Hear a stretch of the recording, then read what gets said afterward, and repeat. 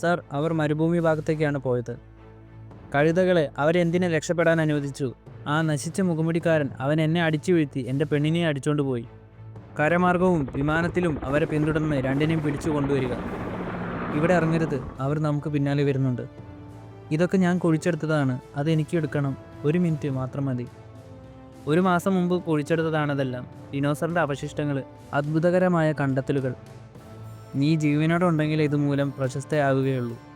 ഈ വേഷത്തിൽ പോകാൻ വയ്യ, വസ്ത്രങ്ങൾ മാറണം, വേഗമാവട്ടെ. ഇനി 200 മൈലുകളാണ് അതിർത്തിയിലേക്ക്. ആവശ്യത്തിന് ജീപ്പിൽ ഇന്ധനമുണ്ടെന്ന് പ്രതീക്ഷിക്കാം. പെട്രോൾ പമ്പുകൾ ഇവിടെ ഇല്ല. ജനറലിനെതിരെ പോരാടുന്ന ഒരു ചെറു സൈന്യം അതിർത്തിയിലുണ്ട്. ആ ചെറു സംഘത്തിന് ഇയാളുടെ സൈന്യത്തെ തോൽപ്പിക്കാനാവുന്നില്ല. ഒരു വാഹനം മുമ്പേ പോകുന്നുണ്ട്, ചിലപ്പോൾ അത് അവരായിരിക്കും. ഉറപ്പുവരുത്തുക, അവർ നമ്മെ കണ്ടുപിടിച്ചു. അയ്യോ, ഇനി നാം എന്തു ചെയ്യും? അവരെ തടയണം, പക്ഷെ കൊല്ലരുത്. രണ്ടിനെയും എനിക്ക് ജീവനോടെ വേണം. ഉന്നം തെറ്റിയുള്ള വെടി മനഃപൂർവ്വമായിരിക്കും, നമ്മെ ജീവനോടെ പിടിക്കാൻ വേണ്ടിയുള്ള തന്ത്രം മാത്രം. കാർഡോണയുടെ അതിർത്തി പ്രദേശത്തേക്ക് ഏകാധിപതിയായ ജനറലും പട്ടാള സംഘവും വെടിയുണ്ടകൾ വർഷിക്കുന്നു. 4ാം തവണയും ഉന്നം തെറ്റിച്ചുള്ള വെടി, നമ്മെ ജീവനോടെ പിടിക്കാൻ വേണ്ടി. ഇനി എങ്ങോട്ടാണ്? അതിർത്തി വടക്കേ ദിക്കിലാണ്. അതിനിനി ബഹുദൂരം സഞ്ചരിക്കണം. നമുക്ക് വനാന്തർ ഭാഗത്ത് അഭയം തേടണം.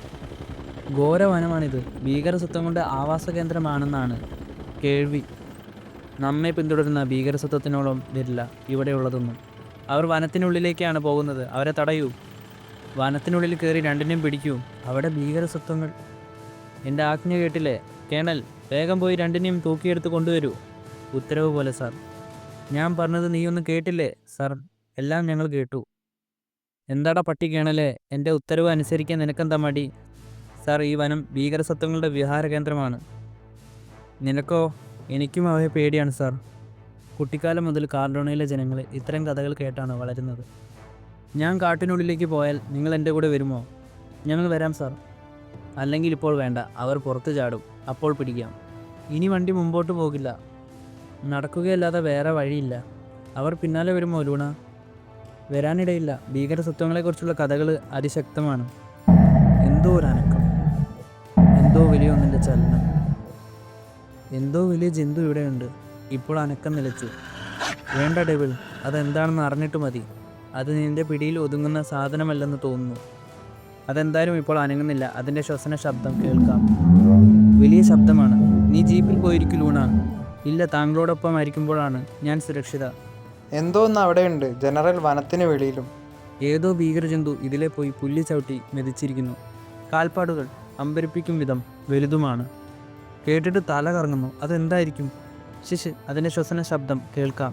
നമ്മുടെ നേരെ മുമ്പിൽ തന്നെ അതുണ്ട്. ഇനി കാത്തിരിക്കാൻ വയ്യ. അവർ രക്ഷപ്പെടരുത്. വനത്തിനുള്ളിലേക്ക് തന്നെ കയറാം. അപ്പോൾ രക്തം കട്ട പിടിപ്പിക്കുന്ന ഭീകരമായ കാതടപ്പിക്കുന്ന ശബ്ദം.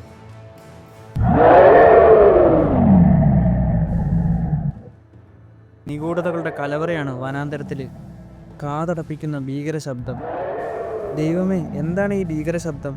ഇത്തരം ശബ്ദം ഞാൻ ഇതിനു മുമ്പ് ഒരിക്കലും കേട്ടിട്ടില്ല. എന്തായാലും അത് അവിടെ നിന്ന് പോവുകയാണ്. നീ ഇവിടെ നിൽക്കൂ, ഞാൻ അതിനെ പിന്തുടരാം. പാടില്ല, ഞാനും അങ്ങയുടെ കൂടെ വരാം. ഇത്രയും വലിയ കാൽപ്പാടുകൾ എന്തിൻ്റെതായിരിക്കും? ഡെവിൾ, യക്ഷികൾ, പിശാചുകൾ, ഉണ്ടാതിരിക്കടാ. ആ പിശാചുകൾ അവരെ വകവരുത്തിക്കൊള്ളും. ഞങ്ങൾ മുമ്പോട്ട് പോകട്ടെ? വേണ്ട, ഇവിടെ നിൽക്കൂ. വനാന്തർ ഭാഗത്ത് ആ ശബ്ദകോലാഹലം എന്താണ്? ആ ഭീകരജന്തുക്കളുടെ സംസാരമാണ്. നിരവധി എണ്ണം ഉണ്ടെന്ന് വ്യക്തം. ഡെവിൾ വനത്തിനുള്ളിലാണ്. അവനെ കണ്ടുപിടിക്കണം. നീ ഇവിടെ തന്നെ നിന്നാൽ മതി. വേണ്ട, ഞാനും അങ്ങയോടൊപ്പം വരികയാണ്. നിൽക്കൂ. അല്ല, അതെന്താണ്? മുട്ടകൾ. ഒട്ടകപക്ഷിയുടെ മുട്ടയാണോ? അല്ല, അവയേക്കാളും വളരെ വലുതാണിത്. ഒരുപക്ഷെ ഞാൻ വിചാരിക്കുന്നതല്ലായിരിക്കും. എന്തോ ഇതിനകത്തുണ്ട്. എന്തോ വസ്തു പുറത്തേക്ക് വരുന്നു. തൊട്ടടുത്ത് മുട്ട പൊട്ടിച്ചപ്പോൾ എന്തോ ഒരു വസ്തു പുറത്തേക്ക് വരുന്നു. പല്ലിയെ പോലെ എന്തോ ഒന്ന്. ഇതുവരെ കണ്ടിട്ടില്ലാത്ത തരത്തിലൊന്ന്. മനോഹരവും. അത് വളർന്നു വലുതാകും. ഒരു തരം പല്ലിയായിരിക്കാം. ലൂണ, ജന്തുക്കളുടെ മുട്ടയുമായി കളിക്കുന്നത് അപകടം. അതിൻ്റെ മാതാപിതാക്കൾ പാഞ്ഞെത്തിയാൽ കളി മാറും. വൃക്ഷശിഖരങ്ങൾ ഒടിയുന്ന ശബ്ദം. ഡെവിൾ ഓടി വരുന്നു. മറ്റെന്തോ കൂടി പിന്നാലെയുണ്ട്. വേഗം ഈ വഴി വരൂ. അയ്യോ, വെലോസിറോപ്റ്റർ അതോ ഓവിറാപ്റ്റർ? എന്താണിത്? രണ്ടുമല്ല, ദിനോസർ. സാർ, എന്തിനാണ് ഇവിടെ ഇങ്ങനെ കാത്തു നിൽക്കുന്നത്? ഇവിടെ നിന്നാൽ മതി. ഭീകര സത്വങ്ങളെ കണ്ട് ഭയന്നോടി അവർ ഇവിടെ എത്തും. ആ മുഖമുടി കള്ളൻ എന്നെ പറ്റിച്ചു. എൻ്റെ പെണ്ണിനെ അടിച്ചുകൊണ്ട് പോയി. ഇങ്ങേർക്ക് വട്ട എന്ന് തോന്നുന്നു. ഡിനോസർ ആണെന്നാണോ പറഞ്ഞത്? അത് തന്നെ ആയിരിക്കണം. അനങ്ങാതെ നിൽക്കൂ, വെടിവെക്കരുത്. എന്തുകൊണ്ട്? അതിൻ്റെ താടിയിലേക്ക് നോക്ക്. സസ്യബുക്കാണിത്. ഇങ്ങനെ ഒന്നിനെ ആദ്യമായാണ് കാണുന്നത്. ഇപ്പോൾ ഇവൾ ആരാണെന്ന് വ്യക്തമായി. ഓവിറാപ്റ്ററാണിത്. 10 കോടി വർഷങ്ങൾക്ക് മുൻപ് വംശനാശം വന്നവ. ഇതിനെതിനാ ഇവളെന്ന് വിളിച്ചത്. എന്തുകൊണ്ടെന്നാൽ മുട്ടകൾക്കരികത്തേക്കാണ് ഇവൾ വന്നത്. അവൾ തൻ്റെ മുട്ടകൾ സുരക്ഷിതമാണോ എന്ന് നോക്കാൻ വന്നതാണ്. ബാക്കിയുള്ളവയും പാഞ്ഞു വരുന്നുണ്ട്. അവകൾ ഇതിൻ്റെ സ്നേഹിതരോ ബന്ധുക്കളോ ആയിരിക്കാം.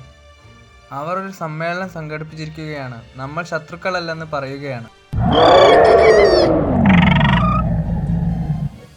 ഇവ പെട്ടെന്ന് അന്തർധാനം ചെയ്തു എന്നാണ് ചില ശാസ്ത്രജ്ഞർ അഭിപ്രായപ്പെടുന്നത്. മറ്റു ചിലർ അനേക വർഷങ്ങൾ കൊണ്ടാണ് അങ്ങനെ സംഭവിച്ചത്. ഇത് ലോകത്തെ പിടിച്ചു കുൽക്കുന്ന ഒരു കണ്ടെത്തൽ. പക്ഷെ നമ്മുടെ പ്രശ്നം മറ്റൊന്ന്. ജനറൽ പുറത്ത് കാത്തു നിൽക്കുന്നു, എന്നെ കൊല്ലാനും നിന്നെ കെട്ടാനും. അതിർത്തിയിൽ ശത്രു സൈന്യം കാത്തു നിൽപ്പുണ്ട്. പക്ഷേ അത് 100 മൈലുകൾക്കപ്പുറത്ത്. ഈ വനത്തിന് പുറത്ത് ആ ഭ്രാന്തൻ ജനറൽ കെണി ഒരുക്കി നിൽക്കുന്നു, നിന്നെ കെട്ടാനും എന്നെ തട്ടാനും. നാം ഇപ്പോൾ കാടിനും കാട്ടാളനും ജനറലിനും മധ്യയാണ്. ഒരുപക്ഷെ ഇവൾ ഓവിറാപ്റ്റർ നമ്മെ രക്ഷിച്ചേക്കാം. ഒരു ഡിനോസറിൽ നിന്നും സഹായമോ?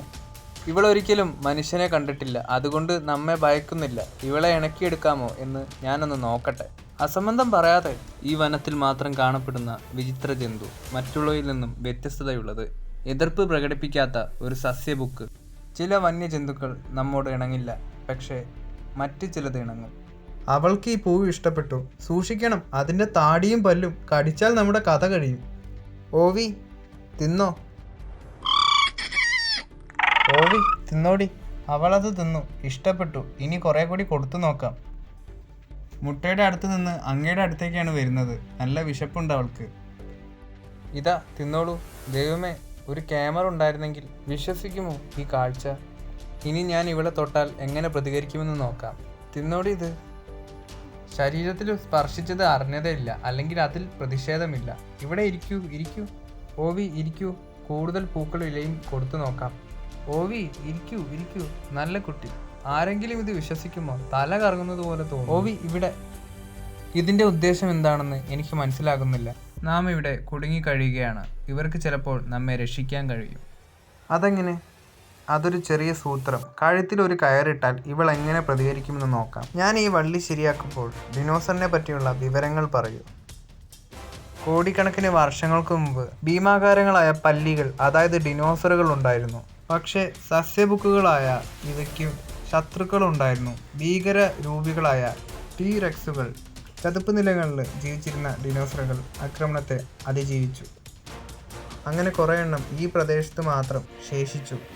വള്ളി കഴുത്തിൽ ചുറ്റിയതിൽ ഇവൾക്ക് പ്രതിഷേധമില്ല. അടുത്ത പരിപാടി എന്താണ്? അങ്ങ് എന്താണ് ചെയ്യാൻ പോകുന്നതെന്ന് പറയൂ. ഞാൻ പുറത്തു കയറിയിരിക്കുമ്പോൾ ഇവൾ എങ്ങനെ പ്രതികരിക്കുമെന്ന് നോക്കാം. ഒരു പ്രശ്നവുമില്ല. ഇനി ഇവളെ മുമ്പോട്ട് നടത്തണം. നടക്കടി മുമ്പോട്ട്. ഡിനോസറിൻ്റെ പുറത്ത് യാത്രയോ?